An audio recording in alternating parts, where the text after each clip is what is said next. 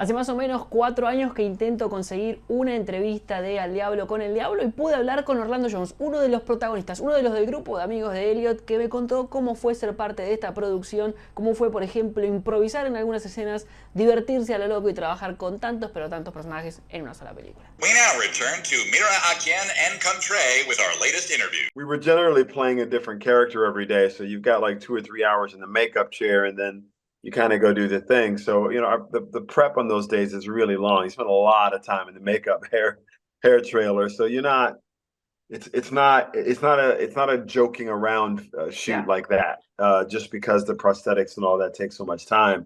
It's an intensive shoot where you kind of, you know, focus your energy and take your shots when you're working, because when you're not working, it's going to take you 2 hours to get out of the gig that it took you 3 hours to get into. That's 5 hours of the day. Yeah.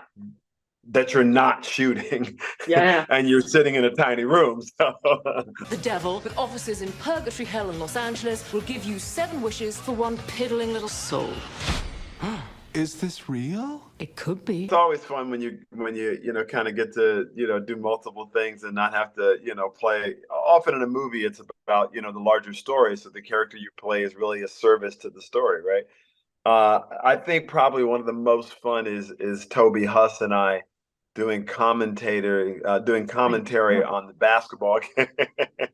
People said basketball caught fire with the Alexandria Michael Jordan. Yeah. But I tell you, after what we seen here tonight, a lot of people going to be saying Michael who? That was a lot of fun. I was really struggling not to laugh because Toby Huss is hilarious and crazy. But did you improvise in that scene, or like was all scripted? Yeah, that entire scene is improvised.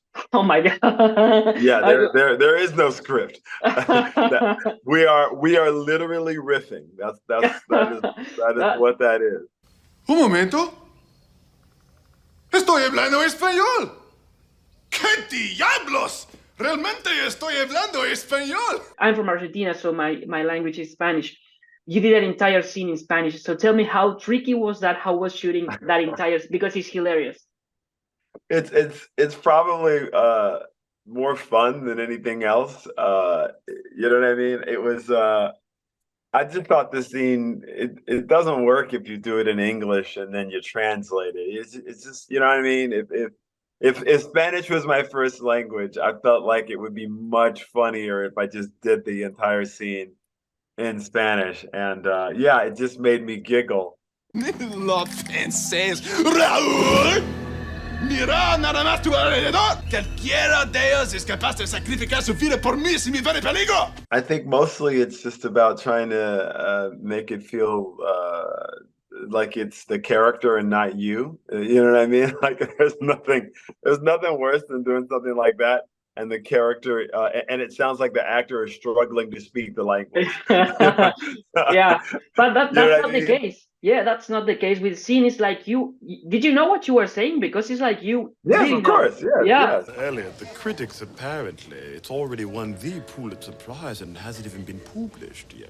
Well, like they say, Dr. Umgegede Baba. And I loved Harold Ramis. I love Harold Ramis. He's a lovely human. And yeah, just he and his wife and my whole experience was pretty amazing there.